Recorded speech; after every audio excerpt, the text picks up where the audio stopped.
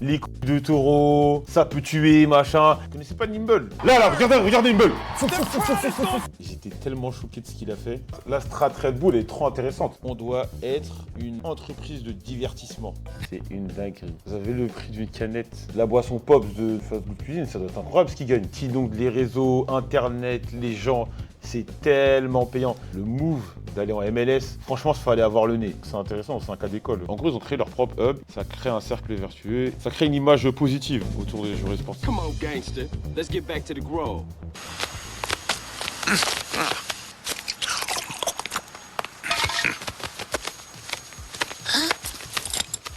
Avant la coupe chauve, on dirait un N-word skinhead.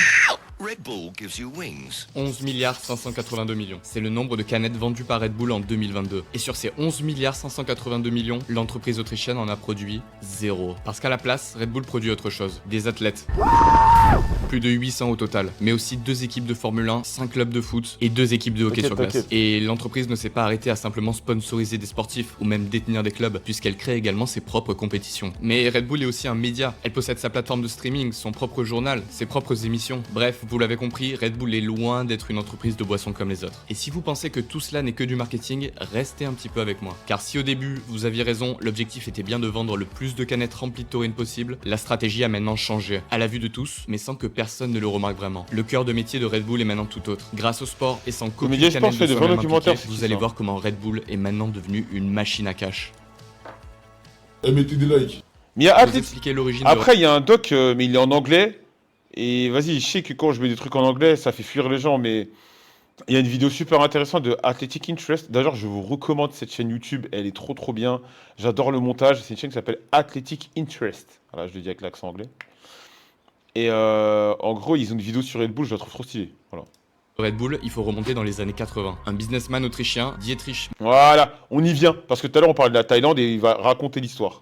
Matechist découvre lors d'un voyage en Thaïlande une boisson populaire appelée Krating Deng, qui peut se traduire par Red Gower. Et le Gower, c'est ça, un gros bison qui vit au sud-est de l'Asie. Mais bref, Krating Deng, c'est la solution locale pour rester éveillé après de longues heures de travail. Celle qu'on donne au col bleu, aux ouvriers, aux maçons, aux mécaniciens. En Thaïlande, tout le monde en boit. Et l'Autrichien va s'en voir proposer pour tenter de guérir du jet lag. Et ça marche. Intrigué, Matechist y voit une opportunité. Exactement, voilà. Les canettes de Red Bull en Thaïlande, elles sont comme ça, elles sont pas comme nous. Et elles sont plus fortes. Le marché est en ébullition en Asie, mais en Occident, rien du tout. Bingo. Il commence alors à pitcher son idée à des investisseurs européens. Mais ça ne mord pas vraiment. L'idée est trop risquée, le marché n'existe pas. Il doit alors trouver une solution de secours. Et finit par s'associer avec le créateur thaïlandais de la boisson, Chalio Yuwitia. Ensemble, ils adaptent la recette pour les goûts occidentaux et lancent le produit en Autriche. Ce sera Red Bull, au final simple traduction de Red Gower. Et l'Autrichien a devant lui ce qu'on appelle un océan bleu. Un énorme marché encore vierge. L'énergie drink n'existe pas en Europe. Il faut le créer, lui faire une place, le mettre en valeur pour qu'il rentre dans les habitudes de consommation des occidentaux. Exit alors les ouvriers. La nouvelle cible sera les jeunes, ceux qui veulent se démarquer. Ils se lancent d'abord en Autriche en 1987 et profitent d'un énorme coup de pouce du gouvernement allemand. En interdisant la boisson, elle lui offre un coup de pub extraordinaire. Red Bull devient alors synonyme d'interdit, de transgression et les rumeurs les plus folles sont propagées sur la boisson. C'est un produit dont je dégoûte. Ouais, je me rappelle quand j'étais petit, c'est-à-dire j'étais pas né. Il y avait énormément, je pense que c'est ça qui a créé la légende autour de la boisson les couilles de taureau, il y a des trucs du sperme de taureau, ça peut tuer, machin. Et nous, on n'avait pas, les energy drinks, ça n'existait pas encore, on était curieux. Conseille formellement l'utilisation. Et là, bon, il est quand même de mon devoir de vous dire que non, malgré toutes les rumeurs que vous avez entendues, il n'y avait pas et il n'y a toujours pas de sperme de taureau. Voilà. Mais en tout cas, il y a de la taurine. Et cet ingrédient est controversé, même s'il n'est au final rien d'autre qu'un micronutriment essentiel qui n'est absolument pas dangereux pour la santé s'il est consommé normalement. Mais revenons à 87. Red Bull est une marque quasi hors la loi. Les jeunes Allemands se rendent en Autriche pour goûter et rapporter la fameuse boisson rebelle. Dès sa première année, Red Bull cartonne. Les Red Bull, ils venaient d'Espagne. Très rapidement, la boisson se répand dans toute le Oh, Dark Dog à l'ancienne. Les pays l'interdisent, mais au final, tous finissent par lever le ban. La France est l'un des derniers pays à craquer, et après 12 ans d'interdiction, Red Bull est autorisé en 2008. Et la dernière, qui est arrivée aujourd'hui, c'est celle-ci, avec la taurine. Red Bull fonctionne bien, et très rapidement, Matechist va prendre une décision stratégique qui va changer l'avenir de l'entreprise. Elle scinde ses opérations de production et ses opérations marketing. Red Bull ne produira ni distribuera plus aucune canette. C'est Rauch, une entreprise autrichienne, qui le fera. L'unique objectif de Red Bull est donc maintenant de vendre la boisson. Et pour ça, elle possède un avantage comparatif incroyable sur ses concurrents. Elle produit une canette pour 10 centimes, puis les vend à ses revendeurs autour de 2 €, qui vous les vendront à vous encore plus cher. Vous l'avez compris, Red Bull a de la marge. Et si elle veut vendre à ce prix-là, elle doit créer un désir. Très rapidement, l'entreprise se positionne Joël Red Bull vous dit Oli Énergie, point d'exclamation, Oli, code promo BMS. sur le monde de la nuit et les soirées étudiantes, et sur le fameux vodka Red Bull. Elle embauche des ambassadeurs de campus populaires pour Exactement, promouvoir la Dr. boisson Shai, tellement. et la distribue devant les universités en mode caravane du Tour de France. Ça marche, mais pour devenir un réel phénomène culturel et se développer encore plus, Red Bull a besoin d'autre chose, et décide très vite de conquérir le monde du sport, en le réinventant totalement. Mais la marque ne cible pas les sports classiques, les plus populaires, mais les sports extrêmes. Nous sommes dans les années 1990, et à cette époque, ils représentent encore une niche gardée par des hommes et des femmes considérés insensés par la majorité de la population. Le surf n'est pas encore à la mode, le ski freestyle non plus, et le wingsuit version moderne n'existe même pas. C'est un autre C'est temps. quoi ton energy drink préféré? C'est Oli Énergie, point d'exclamation, Oli, code promo BMS, voilà. La première compétition organisée par Red Bull sera les Red Bull Dolomited Man. Un relais à 4 épreuves, une course de trail, une course de parapente, une descente de VTT et enfin une course de kayak. Rien que ça. Et ce n'est que le premier d'une longue série car Red Bull a produit tant d'autres événements sportifs, parfois très extrêmes, parfois très farfelus, que je pourrais Je passer sais pas, une heure quoi, de cette franchement, vidéo j'ai pas à vous en parler. Mais je vais vous en montrer quand même quelques-unes si vous les connaissez pas. Là par exemple c'est la course de caisse à savon, des courses de véhicules improbables sans moteur. Côté loufoque, on a aussi le Red Bull Paper Wings, qui consiste tout simplement à envoyer un avion en papier le plus loin possible. Oh, Et stylé, côté ça. extrême, je pourrais par exemple vous parler C'est que moi, vous voyez, si j'avais de l'oseille, comme les gros streamers, je ferais tellement des compètes de cons comme ça, là. Des, avions de papier, des courses de chiens. Oh, non, les gars, oh putain. Moi, mon rêve, c'est d'avoir grave énormément d'argent et de faire des courses de chiens. Genre, les viewers venaient avec votre chien et on fait un bracket. Genre, comme vous, on fait un bracket. On fait des brackets. Et il y a des 1v1, ton chien peut aller en loser bracket, et il doit remonter le loser. Non, vraiment. Comme ça, course de chien, ça peut dériver. Non, tu mets des couloirs. Comme ça, les chiens, ils se croisent pas, ils se mordent pas et tout. du Red Bull Crashed Ice, du patinage de descente extrême, ou encore des X-Alps, qui consistent à rejoindre Monaco en parapente depuis l'Autriche. Mais non, mais et puis, des Red courses. Bull a aussi fait des one-shots, ces exploits dont vous avez forcément entendu parler, car ils ont fait le tour. Attendez, je crois, les gars, il va falloir que je vous parle de Nimble. Vous connaissez pas Nimble? Ah, je crois que vous connaissez pas. Class. Nimble! Vous connaissez pas Nimble? Next. Regardez Nimble. The 12-inch class. Colts! Nimble. The Nimble. American dog, handled by Cynthia Horner of Ellicott City, Maryland. And again, the C'est la goat, c'est une all-American femelle. dog, the mixed La breed goat. dog. Regardez Colt. Regardez Nimble. Regardez comment elle est mignonne. Non, c'est une femelle. Elle est calme. Regardez Colt. Concentré. Pas besoin de parler. Eligible to go here at the Regardez Colt, Nimble. Masters Agility Championship. This is going to be a fun run. Absolutely fun run. Look, Voilà. Regardez Nimble. Eh, Cynthia's way out ahead. attendez, vous allez. C'est pas là, vous allez péter un câble. I said it was going to be fun. I didn't know it was going to be an e-ticket. She's got to be out ahead of Hold Nimble. on, there we go. Regardez. Get to the backside. There. Eh, là. That was a great Là, turn. regardez Nimble. The crowd is going crazy. Cynthia Non, c'est trop way fort. out ahead. Nimble. You got to get this dog on. They do. Are they going to get a sub 30? Oh my. Look at this. They Oh my will. gosh, they do. Non, Nimble. Oh my God. Eh, That was c'est fort. amazing. One chance bang. Regardez Nimble. I'm breathless from that. Arthur Ashe Stadium going ballistic for the run from Nimble. Genre ça là, ça vous hype pas. Des courses de chiens comme ça. Moi, c'est ça que j'aimerais, si j'avais du budget, c'est ça que je voudrais organiser. That's not sped up video, that's real time. Des courses de chiens. Look at Cynthia's so far out in front, we can barely see her. The loudest roars of the Mais night. tu sais que Nimble, elle gagne beaucoup d'argent, hein. Tu sais que Nimble, elle gagne beaucoup d'argent, hein. Thank you guys. Cynthia, you know great dogs. You won Regarde. the Nimble, elle est calme et tout. Là, elle a fait sa perf, c'est normal pour elle. championship last year with Tarrant, but you told me Nimble is special. What is it that you love about this All-American dog? Eh? I love her. She is just so fast. She loves playing the game of Regardez. agility so much. And Oh she's là just là, an elle est incredible dog to live with. mignonne. It's one thing to have Moi, j'aime trop faire des bisous là. Vous voyez là, cette partie-là des chiens, et j'aime trop leur faire des bisous. Have a special dog, but you still have to Mais have leur a joue. special run. What was the key to that? Just keeping her on track. Sometimes with her whole speed, she can sometimes look at things that I don't expect her to. So that we could cue every obstacle and keep her on course was a great thing. C'est dégoûtant de parler d'Astarion, là. Congratulations. Non, respect Nimble. One of the two most impressive runs we've seen all night tonight. Jardine Nimble. Makes Nimble the All-American dog out of Oh Ellicott là City, là, Maryland, Nimble. a champion. Elle est trop belle. Moi, j'aime trop les chiens. Elle est trop belle.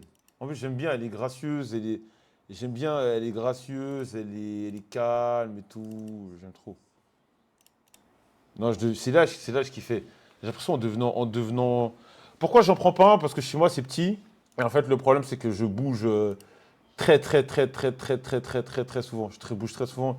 Donc le problème, je peux pas avoir de chien chez moi en fait. Je suis toujours en mouvement. Et un chien, c'est un entretien, c'est un enfant. Faut être là pour lui. Faut qu'il s'occupe. Faut qu'il ait de l'espace, faut qu'il puisse s'amuser. Si je bouge, faut il ou elle puisse bouger avec moi. Non, j'aime pas. Moi, je veux sur ma responsabilité. Non, vraiment, non, un chien, c'est pas un jeu, c'est pas un jouet. C'est vraiment de l'entretien, prendre soin de lui. Faut aussi qu'il aille bien mentalement. Donc le chien, oui, ils vont me dire, qu'est-ce que tu racontes? Mais c'est important, il faut que le chien il aille bien mentalement, qu'il sente que son maître est là, il dort, tu vois.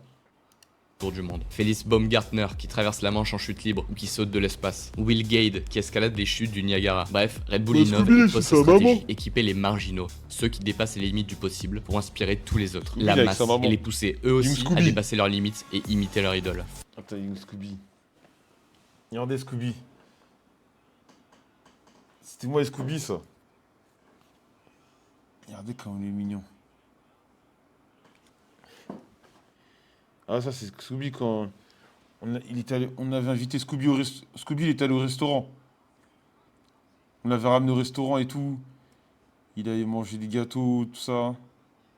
Il était à l'aise. Tu vois, regarde, on prenait soin de lui, il était trop content. Attends, il y a quoi d'autre? Ah ouais, ça c'est on avait fait des stickers Scooby. Ça c'est Scooby, quand on lui faisait des caresses sur le ventre, il était content. Là, c'est quand il traîne avec nous local, regardez. Regardez, il a un truc Dior. Regardez, Scooby, il était sous North Face. Vous voyez? Pendant que vous avez pas de buzz, là, vous êtes mal habillé. Scooby, il avait du North Face. Avec quoi? Avec Scooby, c'est petit ou quoi? Forcément grâce à Red Bull. Et ce qui est intéressant, c'est que la marque ne s'associe pas juste à ces événements, elle en devient le promoteur. Grâce à une chaîne de valeur totalement intégrée, elle peut à la fois posséder des événements, les organiser, y faire venir ses athlètes, puis produire du contenu vidéo dont elle détient les droits pour le revendre ou le partager, ou encore vendre son propre merchandising. Tiens, là, par exemple, pour les Red Bull Rampage, la marque organise l'événement, le diffuse, welcome mountain bike fans from all around the world. Revend une partie des droits à ESPN, une chaîne américaine, vend des casquettes au passage, puis inonde sa chaîne YouTube de highlights. Red Bull ne s'associe pas à des événements, Red Bull crée les événements. Red Bull crée ses propres histoires. En fait, Red Bull n'avait pas de marché pour sa boisson énergisante, et les sports extrêmes étaient méconnus et délaissés des sponsors. C'était le match parfait, et l'exécution de Red Bull a aussi été parfaite. La marque a bâti son image de marque dessus, mais le sport en a aussi profité, car en sponsorisant des athlètes et des sports méconnus, Red Bull a accéléré le développement de nouveaux talents, leur offrant plus que de l'argent ou des vêtements, mais également du nouveau matériel, du support, des financements, une plateforme et une image.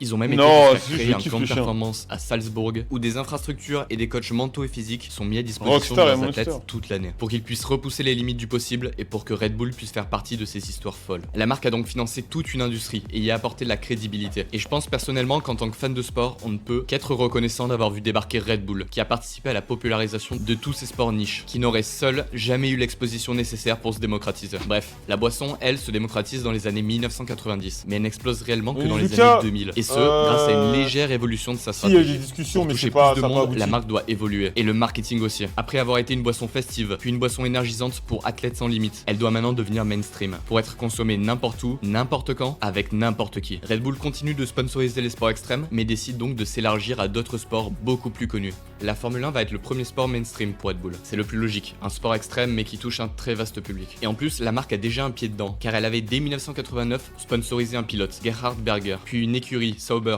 en 1995, et enfin acheté une équipe de jeunes talents automobiles en 2001, la Red Bull Junior Team. Alors en 2009, quand Red Bull rachète une écurie entière, Jaguar Racing, ce n'est presque pas une surprise. Red Bull a donc une équipe dans l'un des sports les plus populaires du monde, pour exporter ses canettes et s'infiltrer dans tous les ménages. Puis après la Formule 1 vient le foot. Red Bull rachète plusieurs clubs, Salzbourg en Autriche, Leipzig en Allemagne, la franchise des New York Red Bulls aux États-Unis, ou alors le Bragantino au Brésil. Mais encore une fois, l'objectif n'est pas simplement d'apparaître sur un maillot, c'est de gagner. Matéchiste disait d'ailleurs, ce que je veux quand j'investis quelque part, dans une discipline ou un événement sportif, c'est être responsable de A à Z, du succès ou de l'échec. Où est l'intérêt de s'engager dans le foot si c'est juste pour coller le logo Red Bull sur le maillot des joueurs? Et moi, je vais raconter une histoire un peu drôle. C'était à l'époque, Raflo, bon, je peux leak maintenant, c'était il y a 2-3 ans, 2 ans. Il avait été approché par Red Bull pour le sponsoriser, genre et tout. Et j'étais tellement choqué de ce qu'il a fait. J'étais tellement choqué et il n'était pas intéressé, lui. Donc on lui dit, mais gros, t'es con, quoi. T'es fou. Et il dit, non, moi je bois que de l'eau. Ce n'est pas une blague. Et il a dit, non, moi, ouais, mais ça sert à rien, je bois que de l'eau, moi. J'étais en mode, mais il est sérieux, là? Ah non, moi je bois que de l'eau. Non. Red Bull veut gagner donc. Et si la première raison est évidente, le marketing toujours, la deuxième est beaucoup... Non, après, Raflo, il est carré, tu vois, c'est un petit qui est carré de ouf dans sa façon d'être, sa façon de penser. Plus intéressante.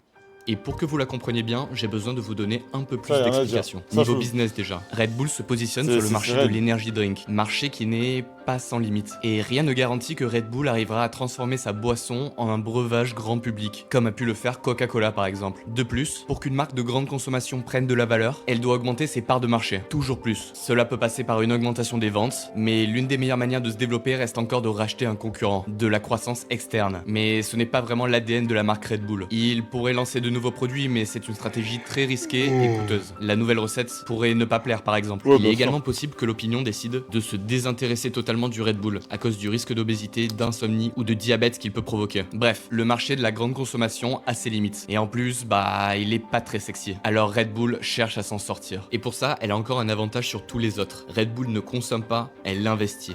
Vous avez peut-être déjà entendu parler de ces gourous de l'investissement qui adorent vous expliquer que si vous aviez investi dans des actions Apple en 2010, au lieu d'acheter un tout nouvel iPhone, vous seriez aujourd'hui millionnaire. Et Red Bull a suivi ce conseil. Elle a consommé le moins possible pour investir sur des actifs de long terme. Et au lieu de sponsoriser des événements ou des équipes, elle les achète ou les crée dès qu'elle le peut. Red Bull a commencé par créer des compétitions et les a fait grandir année après année grâce à sa chaîne de valeur intégrée, faisant ainsi monter la valorisation des compétitions. Pour les clubs de foot, c'est pareil. Red Bull a profité avant tout le monde de la multipropriété. Je pense qu'il y a beaucoup de choses où les humains ont appris, mais malgré tout, beaucoup d'humains ont des principes. Du sport ou pas, ça, à vous de juger. J'en parle d'ailleurs dans une autre vidéo si ça vous intéresse. Mais bref, Red Bull a donc plusieurs clubs et un joueur peut commencer sa carrière à Salzbourg, puis dès qu'il devient trop grand pour le club, être transféré à Leipzig, le club roi. Enfin, il pourra s'il veut finir au Red Bulls de New York. Et en Formule 1, c'est la même chose. Un jeune pilote va intégrer la Red Bull Junior Team à son adolescence, puis en numéro 1 à The Jola Stream. Et en Formule 1 chez Alpha Tauri avant d'intégrer et de gagner avec Red Bull Racing. Et dernièrement, Red Bull est même allé plus loin en créant Red Bull Powertrain, en rachetant la propriété intellectuelle de Honda, ancien motoriste de son écurie. Red Bull est donc devenu une entreprise tech, a recruté des dizaines d'ingénieurs pour développer des technologies avant-garde. Ah, League of Legends, bien sûr. Donc là, en gagnant, Red Bull maximise la valeur de ses actifs et Il est repassé League of Legends dans mon chat, mais il a changé de pseudo. Donne le droit d'investir encore plus dans des clubs, dans des compétitions ou dans des athlètes. Et c'est là qu'est la véritable explication de la nouvelle stratégie de Red Bull. Tenez, en 2009, Red Bull rachète un club de 5e division de la ville de Leipzig pour 350 000 €. Elle a certes investi massivement, mais aujourd'hui, la valeur du club, qui ne fait que grossir, est estimée à plus de 400 millions d'euros. Tu vas aller dans les lives. Nash, tu parles de Nash. Idem pour les New York Red Bulls. Acheté 25 millions de dollars en 2006, Forbes estime aujourd'hui le prix du club à plus de 500 millions de dollars. Et encore plus impressionnant, en Formule 1, Red Bull avait racheté Jaguar Racing en proie à des difficultés financières pour $1 symbolique. Une série Netflix et 6 titres de champion du monde constructeur plus tard, Forbes valorise l'écurie à plus de 2,6 milliards de dollars. Même ses recettes annuelles à plus de 500 millions de dollars.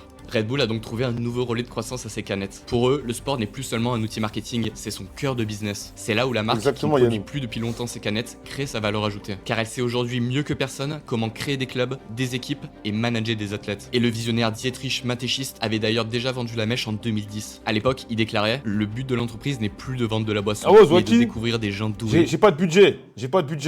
et de les aider à s'accomplir. Décédé fin 2022, il ne pourra malheureusement plus superviser la stratégie de sa marque. Mais il a de toute façon déjà réussi son pari. Car aujourd'hui, sans même que l'on s'en rende vraiment compte, Red Bull n'est plus une marque de boisson. Avec ses 800 athlètes sous contrat, ses 10 Kamel. équipes et ses nombreuses compétitions, elle est en fait l'un Je des note quand clubs même les l'idée. plus puissants au monde. Et avec FGC, l'arrivée de Red Bull Powertrains, FGC, c'est Fighting Game Community.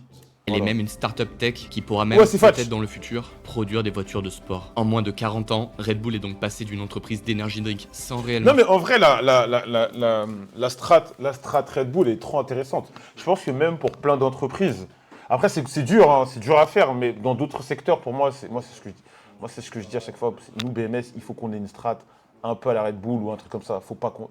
le jour où on va faire que d'e-sport, on va mourir. Il faut pas qu'on fasse que d'e-sport. Il faut qu'on fasse de l'événement, il faut qu'on fasse de la diffusion de trucs, il faut qu'on fasse des vêtements. Il faut que tu sois une entité qui touche un peu tout, tu vois. à Pour l'une Derek, ça se transforme en Mark Zuckerberg. des entreprises de sport et de tech les plus influentes au monde. Moi, je suis d'accord. Il faut que l'e-sport soit un plus pour vous. Moi, je le dis toujours, dans ma strat, parce que c'est moi qui fais les strats BMS, on me voit des fois, je fais le clown et tout, mais dans la strat, il faut clairement que on soit plus que... Il faut que l'e-sport nous serve juste de pub. Tu vois ce que je veux dire? Voilà. Il faut juste que ça nous serve de pub. La strat mainstream. J'étais en école d'informatique, je vais me griller. Red Bull sponsorise mon école des fois en pause pour nous. Et nous, tu vois, c'est une bonne strat. L'e-sport doit être le truc qui nous fait de la pub et après on fait d'autres trucs à côté. Voilà. Bon, je vais vous mettre la vidéo Athletic Interest Red Bull. Voilà. Pourquoi il y a des vidéos? Why Red Bull all money on... C'est une version, c'est une vidéo en anglais, mais je vais mettre les sous-titres sont en allemand. Ok, non. Je vais vous mettre les sous-titres en français, mais la vidéo elle est trop bien. Ah, il n'y a pas de sous-titres en français? Ah, il n'y a pas de vrais sous-titres. Ok. Voilà. 2019, Red Bull. Voilà. In Vous devez créer votre propre boisson énergisante. En vrai, créer... Non, c'est trop tôt, c'est trop tôt. C'est trop tôt. Moi, j'en parlais, mais c'est trop tôt pour faire des trucs comme ça. Trop tôt. 2019, Red Bull sold 1 can for almost every person on the planet. But besides selling 7.5 Moulinière, elle arrive dans un mois et demi, ça met du temps. billion cans of a very sweet drink, they also run 2 Formula One teams, 5 professional football clubs, and 1 ice hockey team. Not mentioning events like the Crashed Ice Challenge or the Wings for Life run. The thousands of athletes that Red Bull sponsors and the media production they run. Attendez, je vais déplacer la caméra comme ça. Désolé. Obviously, Red Bull does much more than selling an energy drink. But is all that just marketing?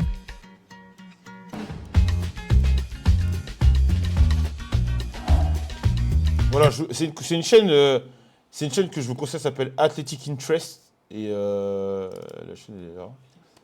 Athletic Interest, et ils font des putains de vidéos, des vidéos trop bien, bien montées, c'est très bien monté, des sujets qui touchent le sport, qui parlent et du sport et des à côté, franchement c'est trop intéressant, super chaîne. In the summer of 19... En vrai, transformez-vous en mini Red Bull, c'est le projet gros. Moi je te l'ai dit, moi je l'ai dit, mais après c'est des questions d'argent, Pour moi, en e-sport, on est encore dans un truc où tout le monde se cherche. Et il y a des modèles en lesquels je crois, d'autres n'y croient pas, moi j'y crois. On doit être une entreprise de divertissement. On ne doit pas juste être une équipe e-sport. L'e-sport doit être la base, ton starter, mais on doit être une entreprise de divertissement. C'est-à-dire que tu fais de l'e-sport, parce que c'est divertissement, ça divertit. Regardez des compètes. Tu fais de l'e-sport, tu fais du contenu, mais le contenu c'est un peu compliqué parce que le contenu ça prend pas. Tu fais des soirées, des events, des machins, des trucs avec des thèmes. Ça crée un truc autour des gens de la commu, ils se rencontrent, on fait la fête, on rigole et tout. Tu fais une marque de vêtements. Tu fais des vêtements, nanana, ça te ramène des sous, tu essaies de faire des partenariats avec des marques, des machins et tout. Et moi, j'avais pensé à d'autres trucs, mais vas-y, je vous dirai, je vous en parlerai en temps et en heure. C'est pas maintenant. 82, the Austrian businessman Dietrich Mateschitz found himself suffering from jet lag. Boîte de prod d'Event, ça coûte trop cher et Gozulting est trop gros. Moi, j'ai pas envie de me mettre face à Gozulting, ils sont trop méchants. During a business trip to Thailand. He tried a local drink called Krating Deng, which improved his jet lag substantially. Krating Deng can be translated to red gaur, a gaur being a huge bison from Southeast Asia. So it basically means Red Bull. Inspired by the magical qualities of the product, Mateschitz decided to bring the product home in the format of a brand new product category, the energy drink. He pitched his idea several times to Western investors, but got turned down because they didn't see a market for the product outside of Asia. Mateschitz was well aware that there was no market at the time, so he decided to create one. He was so convinced of his product that he invested $500,000 himself. He then teamed up with the boss of the Krating Deng manufacturer, who also invested $500,000 for the other half of the company. Next, Mateschitz adapted the formula and flavor for the European market and successfully launched the product in Austria in 1987. Because the drink was initially banned in Germany, Red Bull profited from the reputation as an outlaw brand. Many young Germans would cross the border to Austria to buy the banned. La vidéo d'avant a clairement recopié celle-là. Non, il y a les différentes. Mr. Snap, t'es méchant. T'es méchant de dingue. La vidéo n'est pas pareille, gros. Non, il y a une différence. Moi, je connais cette vidéo, je la connais déjà. Tu vas voir. Energy drink and Red Bull. Après, en même temps, après, t'es dur parce que c'est comme si tu racontes une histoire, ça va être la même histoire en fait. Il va pas inventer des choses sous prétexte qu'il ne veut pas copier. Non, il y a. Mais tu verras là, il y a les différences. Over 1 million cans in their first year. Et en plus, pour le coup, oui, s'il y a quelqu'un qui a copié, c'est potentiellement. Celle-là, elle est sortie il y a 5 ans. From Austria, it quickly spread across Europe, first to Slovakia and Hungary in 1992, and then to Germany and the UK in 94. When they entered the US market 3 years later, Red Bull was selling over 1 million cans every day. Par contre, il y a un truc, ils ont mis Red Bull en rouge, comme si ça... Mais nous, en les années 90, il n'y a pas de Red Bull en France. Hein. Then to Germany and the UK. Le Red Bull, ça arrive tard, ça arrive vers 2006, 2007, 2008. In 94. When they entered the US market 3 years later, Red Bull was selling over 1 million cans every day. Ah merde, c'est vrai, merde. Giants like Coke and Pepsi could benefit from deeper pockets, but they underestimated the le micro était sous mon bras. Strategic intent of Mateschitz and the upcoming brand. He created a new species of corporation that focuses only on the downstream activities of the value chain, while outsourcing operations such as production and logistics. That means that Red Bull itself is actually la précédente vidéo, elle parlait pas de la prod, tu vois. Not producing the drink. Production and filling of the cans is completely outsourced, so Red Bull can fully commit its resources to selling the drink. Looking at the profit margin, that pays off. One of Red Bull's secrets to success is that they can charge a much higher price than their competitors. Red Bull makes each can for approximately 9 cents. C'est une dinguerie. Vous avez le prix d'une canette. Mais attends, mais pitié, dites-moi. Dites-moi qu'il n'y a pas le liquide dedans. Dites-moi, c'est juste le prix de la canette en métal vide. Bull makes each can for approximately 9 cents. Non, mais c'est une dinguerie. The suggested retail price for a can is $3.59. The biggest customers like Walmart and big grocery stores pay between $44 and $48 per case of 24 cans. That means $1.87 per can, which is more than 20 times the cost of production. To create a market for his product, Mateschitz first focused... Après oui, mais les gars, vous êtes dire... Mais c'est la même histoire. Il ne va pas... Hein, le Fash ne va pas inventer des trucs juste pour être original. On the club scene. It's really hard to imagine a student party Onizuka, je savais pas que ça coûtait aussi peu cher à faire une boîte. Without several packs of Red Bull on hand, since the company actively made use of student brand managers. Brand managers were popular university students encouraged to promote Red Bull on university campuses and to throw parties at different locations, supplied entirely by Red Bull. Volkswagen Beetles with larger-than-life Red Bull cans strapped to their backs showed up at beaches, at colleges, gyms, and even office buildings with free samples. Bartenders quickly learned that this new drink was a money machine. It is likely that you have at least once tasted a Red Bull mixed with vodka or Jäger, since the mixes became two of the most popular drinks in bars everywhere. Soon, the beverage was sold at nightclubs and festivals around the world, creating a competitive advantage for the Austrian brand. Non mais après, je me demande ça coûte combien de faire des boissons du coup, tu vois. This was only the beginning of the Red Bull marketing machine. Through À ce prix-là, mes frères, tu peux vite rentabiliser. sponsorship and J'imagine la boisson Pops de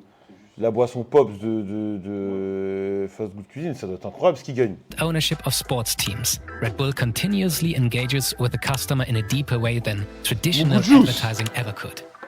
This allows its customers to feel active and intense by drinking from a can that bears the same logo as a Formula One car, a skateboard, and a record-breaking parachute. Instead of sober storytelling, Red Bull employs story performing. They don't do conventional marketing or try to look for stories to be associated with. They create their own stories and produce the content with their own media house. That means they hold the rights to all pictures of their events. With social media, this results in viral communication effects that drastically improve the return on marketing. The ultimate example for Red Bull's story performing was Felix Baumgartner jumping from space in 2012. The project cost Red Bull an impressive $50 million, but some experts estimated the global reporting about the event to be worth approximately $6 billion. Ok. So it was probably worth it. Both sponsoring extreme sporting Non, c'est plus détaillé, c'est un peu plus détaillé quand même. events like this Il creuse un peu plus par rapport à la... Putain, vous êtes méchants. and selling products with an edge enables Red Bull to remain the market leader in its category. In 2019, they sold 7.5 billion cans, which helped create a revenue of over $6 billion. Putain. To reach that much revenue, they spent almost a third on marketing. But despite the huge marketing budget, the revenue growth of Red Bull slowed down since 2012. The company is depending almost completely on one product only, the energy drink. This limits its growth and can eventually become a big risk. Especially with a growing awareness for health and nutrition, the focus on a product that causes obesity, insomnia, and diabetes might backfire eventually. Investments in sport teams and media production are therefore not only marketing activities, but the attempt to diversify and create. Mais après, c'est tellement la... Parce que ça, les gens, souvent, ils disent « Oh, mais nanani !»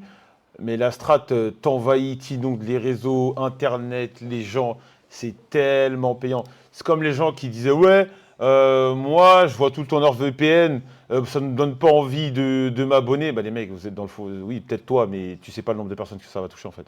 Create additional value chains next to the can business. To implement sport as a business, Red Bull takes advantage of a fully integrated entertainment and media value chain that ranges from media production to team ownerships, broadcasting arrangements, and contract management. One example how that strategy can work are Red Bull's football teams. Owning more than one club gives them the opportunity to use synergies, for example when developing talent. A player can potentially start his career in Brazil, move to Europe to play in the smaller Austrian league for Salzburg, and eventually join Red Bull Leipzig when he is ready to play in the Champions League. At the end of his career, he might move C'est vrai qu'il y a des moves, c'est vrai qu'il y a des trucs qui font penser à... to the New York Bulls to spend the last years in the Major League Soccer. The team in New York is also a good example how private equity in sports can generate value for Red Bull. They purchased the team for an estimated $25 million in 2006. According to Forbes, the team is now worth $290 million. Ouais, BMS Tao, mais tu sais qu'à chaque fois que j'écoute ces vidéos, il doit venir d'Allemagne ou d'Autriche. So Red Bull was able to tenfold their investment. And with the US soccer market on the rise, the price for a franchise in New York City will most likely soar in the future. Sur le move d'aller en MLS, franchement, il fallait avoir le nez. BMS Red Bull, tu dis oui, non. Je veux pas de naming. Nevertheless, the overwhelming revenue driver to this day remains beverage sales, representing approximately 97% of the total earnings. Red Bull mentions the other activities as ongoing brand investment, which indicates that these are losses, not revenue streams. At least, not yet. Mais attendez, je suis mort. Les gars, je suis carrément mort. C'est même pas la bonne vidéo sur Red Bull. Eh, je viens de réaliser, c'est même pas la bonne vidéo sur Red Bull que je voulais regarder. Je suis en larmes. Je viens de capter. Alors là, je m'excuse. Ah oh, putain.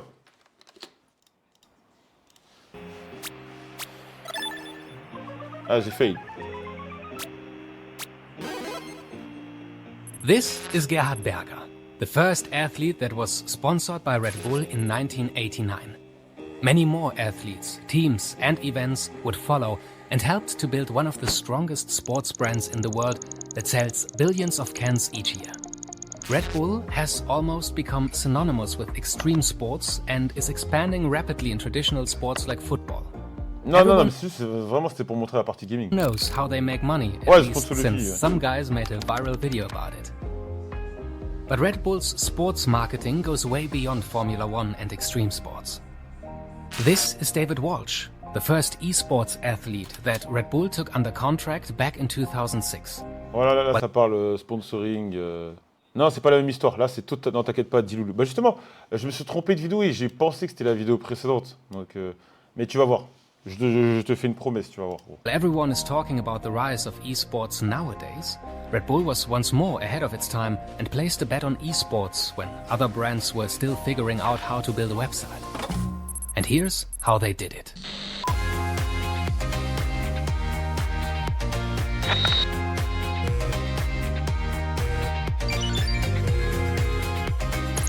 C'est pour qui, pour toi, le représentant e-sport français? C'est moi. Our first video about Red Bull's business model explained that almost all of their revenue is still generated by selling the energy drink. Although they invest heavily in professional sport teams and athletes, most of that is marketing spend and not creating any profits in itself. To understand the full scope of their esports strategy, let's break down Red Bull's marketing approach with traditional sports. Red Bull is famous for its unorthodox sporting events. If a normal running event is too boring, how about running up a ski jump hill? Or if you prefer going downhill, you could join the Crashed Ice Challenge and skate down an ice track, vertical drops included. Red Bull is very inventive when it comes to creating new sporting events, but they all have one thing in common. They fit the brand image of taking things to the edge. Not less important for that brand image are Red Bull's sponsored athletes. The company has over 800 athletes across over 90 sports under contract. Famous examples: Blake Griffin, Max Verstappen, or Neymar. Besides individual athletes, Red Bull has increased its investments in sport teams in recent years. Most prominent in Formula One, but they also run ice hockey and football teams. Running professional sport teams also enables Red Bull to offer substantial infrastructure to their individual athletes, like massage therapy or performance diagnostics. To fully leverage their athletes, teams, and events, Red Bull creates high-quality media content in various formats. And in non, mais parce qu'en fait, je trouve il a raison parce que ça donne des vidéos intéressantes. C'est vraiment un business model qu'ils ont établi et tout s'est parfaitement bien passé. Donc c'est intéressant, c'est un cas d'école, le cas Red Bull, tu vois. Contrast to other beverage brands, Red Bull produces most of their content themselves. They even run après oui, ils avaient les moyens de mettre cette stratégie rapidement en place, mais c'est quand même, ça force le respect, c'est fort ce qu'ils ont fait. C'est quoi Jean-Claude Duss? Their own production called the Red Bull Media House. It is actually not only a production, but a multi-platform media company. That means they also own and manage the channels to distribute their content. Voilà, en gros c'est ça, c'est ce que tu disais. C'est à chaque fois, c'est quand je vous parle du hub. Vous vous rappelez, un jour j'avais sorti un tableau et j'avais parlé du hub. En gros, ils ont créé leur propre hub, ils ont leur marque, ils produisent leur propre contenu mettent en avant la marque Red Bull, ils sponsorisent ou ils ont leurs propres équipes qui mettent en avant la marque Red Bull Et en gros, ils sponsorisent et après, ça crée un cercle vertueux. Ici, ils vont vous en rappeler. Ça crée un cercle vertueux et tu as plein de rentrées d'argent. Oui, une holding, oui, mais il y a les holdings, il y a la holding, ok, mais c'est très différent là d'une holding très simple. Tu vois, ici, pas toutes les holdings, quasiment aucune holding fait ce qu'ils font, tu vois. Example, the TV channel Servus TV and several print magazines, not mentioning all the social media en accounts. gros, le but du jeu, c'est à chaque fois, quel que soit l'événement, c'est de mettre en avant la marque. Red Bull with millions of followers. That marketing machinery of events, athletes, teams, high quality content and media outlets builds the foundation for Red Bull's success. And the company applies the same winning recipe in esports. Je crois qu'il y a Luffy, non? Ouais, il n'y avait pas Luffy. Je crois... Ah, je me suis trompé alors. By signing David Walsh in 2006, Red Bull extended their athlete portfolio to professional video game players, which was an unprecedented step for a major brand at that time. Je me rappelle, la vidéo m'a marqué, il y avait Luffy, ouais. They are now very well established in the world of esports and have more than 30 athletes across 10 disciplines on contract. Pro gamers are now fully integrated into Red Bull's athlete program and benefit from best practices. Moi, je trouve les rats où ils se... je trouve ça cool quand les joueurs ils sont... Ça crée une image positive autour des joueurs e-sports, c'est bien. Insights that Red Bull collected in other sports. For example, the pro gamers train side by side with professional athletes at the Red Bull Athlete Performance Center near Salzburg, where they get access to nutritionists, psychologists, trainers, and everything else they need to professionalize their sport. The way Red Bull works with us is pretty much the same as how they work with their traditional athletes. Ouais, Nizuka, bien sûr, je l'ai vu. A professional FIFA player that Oh, salut Ousmaners, dédicace à toi depuis Yopougon. Et d'ailleurs, dédicace aux viewers en Côte d'Ivoire. Parce que après la France et la Belgique, c'est l'endroit où il y a le plus de gens qui regardent mes streams. Voilà. Donc dédicace, continue de faire tourner mes streams à Abidjan. Ça fait plaisir. Signed with Red Bull in 2018. Gaming professionally can be stressful, so it's great to be able to focus on lifestyle improvements that can help in and outside of the game. Of course, these benefits are not only enjoyed by individual esports pros, but also by clubs. Red Bull used to be hesitant to officially sponsor esports teams, but changed their approach when they signed Team Solomid and Cloud9 in 2015. The sponsorships were eventually discontinued because Red Bull rather focused on their in-house esports teams. And of course, in 2017, they officially signed OG, the only team to ever be crowned World Dota 2 champions twice. The team even has the Red Bull as part of their logo, similar to the football clubs RB Leipzig or New York Red Bulls. But instead of competing in the Bundesliga or Champions League, Red Bull's esports Dédicace à toi, Enaxlol, depuis les quartiers de Genève. Teams can compete. Ouais, Dota n'a pas de buzz en Europe de l'Ouest, mais t'inquiète pas que... At Red Bull's own esports tournaments. Ça fait ses stats. Also with events, the company stays true to its approach from other sports and creates extreme events that tend to be different. For example, Red Bull Kumite, a Street Fighter tournament in a steel cage. Or Red Bull Player One and Red Bull Guardians, both creating new modes for League of Legends and Dota 2 respectively. Besides experimenting and creating new event modes, Red Bull also hosts many grassroots and amateur tournaments with heavy investments and production values that are usually only seen at major competitions. Because esports is still in its infancy, Red Bull is able to have an even greater impact than with traditional sports and shape the leagues and events according to its sponsorship needs.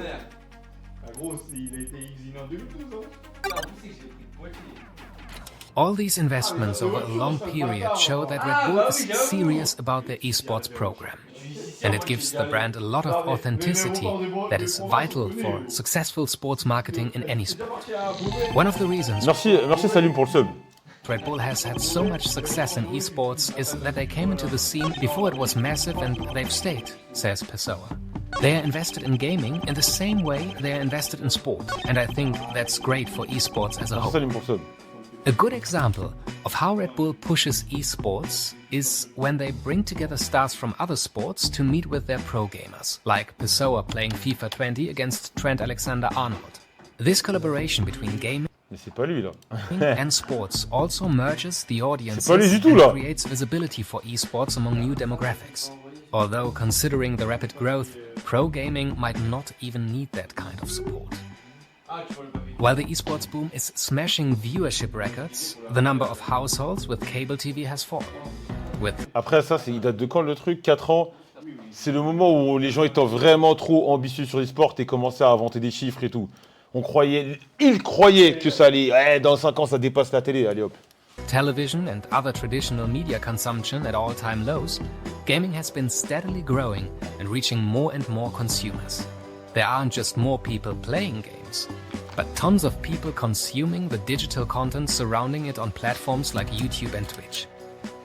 Brands, taking a traditional approach to marketing to millennials, face additional complexities, drawn from the fact that mobile devices have put a limitless number of distractions into the pockets of nearly everyone in the modern world.